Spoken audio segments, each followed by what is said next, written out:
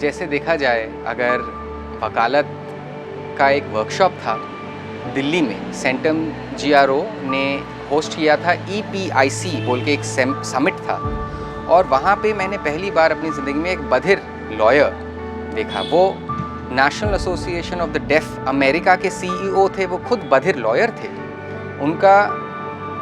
उन्होंने हमें बताया कि 500 से अधिक लॉयर्स हैं अमेरिका में।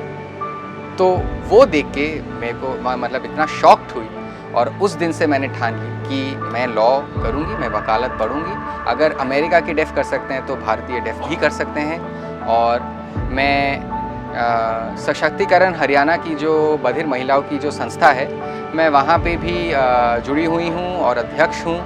लेकिन आप देखते हैं कि बहुत सारी जो बाधाएं आती हैं वो इसलिए आती हैं क्योंकि हमें अपने हक, अपना लॉ, ये सब नहीं मालूम है। और ये सारी जो बाधाएं आती हैं, लॉ पढ़ने से मेरे को लगता था कि ठीक हो जाएगा, इसलिए मैंने सोचा कि लॉ पढ़ना चाहिए। और फिर मैंने जाना कि स्कॉलरशिप भी मिल सकती है, और सिर्फ बधिर जो उत्सुक हैं वकालत पढ़ने के लिए, एक संस्था है जिसका नाम है D-Law, deaf legal advocacy world wide, उनसे मेरे को ये स्कॉलरशिप मिली। और मेरे को पूरे फंड्स, मेरे को कोई दिक्कत नहीं हुई एक तरीके से। अनुवादक के लिए, सुगम्यता के लिए, ट्यूशन के लिए उन्होंने मेरे को स्कॉलरशिप दी। और वो स्कॉलरशिप पाने के बाद फिर क्या था, मैंने डिसाइड किया LLB पढ़नी ही पढ़नी, और अप्लाई किया। और मैं 42 इयर्स की हूँ, लेकिन मैंने ये नहीं सोचा कि दिक्कत है और मैं वकालत पढ़ने के लिए आगे बढ़ी। तो मेरे माता पिता, मेरी एक बहन जो मेरे से छोटी है, और अब मेरे पति और मेरा बेटा जो 15 साल का लड़का एक है, जो क्लास 10th में पढ़ता है, और ये फरीदाबाद में ही रहते हैं। देखिए, मेरे माता पिता बहन सब सुनते बोलते हैं। हम सामान्य वर्ड जो है इस्तेमाल नहीं करते, हम सब सामान्य हैं, हमारी बस भाषा अलग है। तो हाँ, सामान्य मेरे फैमिली में बाकी सब सुनते बोलते हैं, लेकिन मैं और मेरा जो पति हैं वो बधिर हैं। हम थोड़ा बहुत मौखिक भाषा, कुछ वर्ड्स इस्तेमाल करते, लेकिन बधिर समुदाय में ये सामान्य जो शब्द है हमें बिल्कुल अच्छा नहीं लगता। तो मेरे पति बधिर हैं, और मेरा जो लड़का है वो सुनता बोलता है। तो मैं बचपन में, मैं आपको बता दूं, मैं जब पैदा हुई थी मैं सुनती बोलती थी। 9 साल की उम्र तक मैं एक स्कूल जाती थी जहाँ पे सुनने बोलने वाले लोग पढ़ते थे। लेकिन 9 साल की उम्र में मेरे को मेनिंजाइटिस बोल के एक बीमारी होती है जो हो गई। दवाइयों के वजह से 1 महीने मैं हॉस्पिटल रही, और घर आने के बाद मेरी श्रवण एकदम कम हो गया। और उस टाइम पे मैं साइन लैंग्वेज, सांकेतिक भाषा बिल्कुल नहीं जानती थी। मैं सुनने बोलने वालों बच्चों के साथ ही पढ़ती थी। मेरी जो रीडिंग राइटिंग स्किल थी, जो फाउंडेशनल लैंग्वेज के वजह से, क्योंकि मैं तब सुनती बोलती थी, मेरी पहली भाषा मेरे को क्लियरली मालूम थी। तो उसी के साथ ना सुनते हुए भी मैंने अपना BA ख़त्म किया, अपना कॉलेज ख़त्म किया। फिर MA अपना किया मैंने बॉम्बे यूनिवर्सिटी से सन 2000 में। उसके बाद शादी के बाद मैं 2005 में, उससे पहले कुछ नौकरियां भी करी मैंने, कुछ प्रोजेक्ट्स करे। मैं कॉपीराइट में भी काम किया है मैंने। और शादी के बाद हम लोग मैं काफ़ी देर प्राइवेट नौकरी करती थी। लेकिन जब मेरे को लड़का हुआ, तब मेरे को रियलाइज़ हुआ कि मैं लड़के को भी देखना है, नौकरी भी करनी है। तो फिर मैंने नोएडा डेफ सोसाइटी में एक नौकरी ज्वाइन करी। नोएडा डेफ सोसाइटी में मैंने साइन लैंग्वेज सीखना शुरू किया, और मैं इससे बहुत शुक्रगुजार हूँ। रूमा रोका जो NDS की करता धरता है, वो एक फुल बधिर एनवायरनमेंट है। मतलब वहाँ पे सांकेतिक भाषा 24 घंटे मिलता है, और वहाँ से मेरे को सांकेतिक भाषा के प्रति प्यार और एक सम्मान जागा। क्योंकि उससे पहले आप समझ सकते हैं कि मैं सांकेतिक भाषा नहीं जानती थी, सुनने बोलने वालों के समाज में थी। लेकिन NDS जाके पहली बार मैंने देखा कि यहाँ पे तो पूरे दिन ये सांकेतिक भाषा इस्तेमाल होते हैं। मैंने बोला कि भाई, मैं कुछ नहीं जान पा रही हूँ, मैं कुछ नहीं बात कर पा रही हूँ, ये क्या मतलब है? फिर उन्होंने बोला, नहीं, हमारी भाषा सीखो भाई, सांकेतिक भाषा सीखो। अगर आप सांकेतिक भाषा नहीं जानोगे, आप बधिर समुदाय में नहीं जुड़ पाओगे, उनसे नहीं बात कर पाओगे, नहीं मिल पाओगे।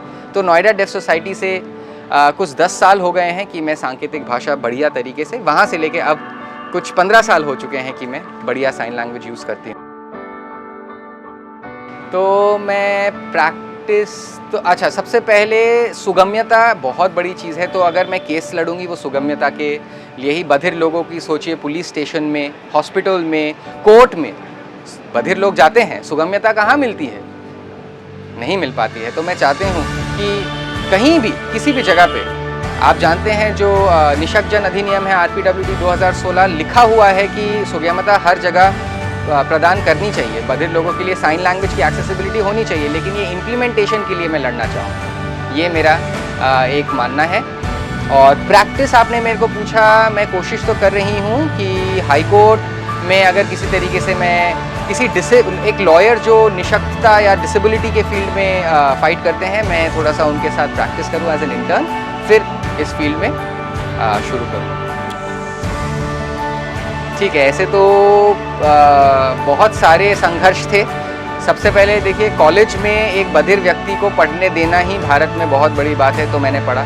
लेकिन जो द्विभाषिया है, मेरे को खुद ढूंढना पड़ा, उन्होंने बताया जी हमें तो नहीं पता। दूसरी चीज़ है कि कॉलेज मेरा बहुत दूर था, तो ट्रैवल, इंटरप्रेटर को पैसा देना, वो भी मैं ही दे रही थी। फिर जो टाइम उनका मैनेजमेंट है कि 1 घंटा वो करेगा, 2 घंटा वो करेगा, कौन कितने लोग करेंगे, पूरा दिन कॉलेज चल रहा है। उसके बाद आप जानते हैं कि कोविड आ गया। कोविड के टाइम पे सारे क्लासेस ऑनलाइन हो गए। ऑनलाइन इंटरप्रेटर में भी हाँ ठीक है, हमारे पास सॉफ्टवेयर्स में इंटरप्रेटर था, लेकिन डेफ लोगों को एक अलग तरीके से विजिबिलिटी चाहिए होती। जैसे हम सबसे रिक्वेस्ट करते स्टूडेंट्स, प्लीज़ अपना माइक ऑफ कर दीजिए, अपने वीडियोस ऑफ कर दीजिए, क्योंकि वो सौदामिनी को इंटरप्रेटर देखने में दिक्कत हो रही थी। तो वो रिक्वेस्ट करते हैं क्योंकि, लेकिन बहुत लोगों में जागरूकता नहीं थी, वो समझ नहीं पा रहे थे कि क्यों बोल रही है वो हमें बंद करने के लिए। तो सबसे बड़ी बात है कि सामाजिक जागरूकता, कि बधिर लोगों की किस तरीके की ज़रूरत है, वो जब संप्रेषण करते हैं, संचार करते हैं, किस तरीके की उनकी ज़रूरत होती है, सुगम्यता बधिर लोगों के लिए क्या मतलब होता है। हेल्प नहीं सोचना है, ये हेल्प नहीं है, एक चैरिटी या वैसा टाइप का मेंटालिटी नहीं होना चाहिए। और हाँ, कॉलेज में सुगम्यता लेके बहुत बड़ी मेरी चैलेंज थी। मेरे को काफ़ी लोगों को, अपने स्टाफ को, टीचर्स को समझा के, लेकिन हाँ वो मान गए, इश्यूज़ को रिजॉल्व भी किया। और देखिए, यूजीसी को आपको एक बात बताऊं, यूनिवर्सिटी ग्रांट्स कमीशन जो है वो बधिर कोई भी अगर स्टूडेंट कॉलेज में आता है तो कुछ ऐसी चीज़ें होनी चाहिए जो सुगम्यता उनको प्राप्त करे, और ऐसा कोई गाइडलाइंस या कोई ऑब्जेक्टिव्स हो। और मेरे को बहुत खुद पढ़ना पड़ा, क्योंकि सांकेतिक भाषा में ये चीज़ें अवेलेबल नहीं थी। और LLB आसान नहीं है, लॉ पढ़ना, वकालत पढ़ना आसान नहीं है। मेरे को काफ़ी मेहनत करनी पड़ी और सारी मैंने करी। और अगर द्विभाषिया नहीं था और ये डी लॉ से मेरे को अगर ये स्कॉलरशिप नहीं मिलता, मैं कहाँ से कर पाती, नहीं हो पाता। बहुत ज़रूरी है कि डी लॉ का सपोर्ट, और महर्षि दयानंद यूनिवर्सिटी मेरी जो इंस्टीट्यूट है, यहाँ से एफिलिएटेड है। मैं उनका धन्यवाद देना चाहूँगी कि उन्होंने कोविड होते हुए भी किसी भी तरीके से जो दिक्कतें हुई, लॉकडाउन हुआ, लेकिन मेरे 6 सेमेस्टर 2019 से लेके 2022 में एकदम टाइम से ख़त्म हो गए। तो मैं बहुत धन्यवाद देना चाहूँगी इस यूनिवर्सिटी का। तो मेरे सकारात्मक और नकारात्मक दोनों तरीके के अनुभव रहे हैं।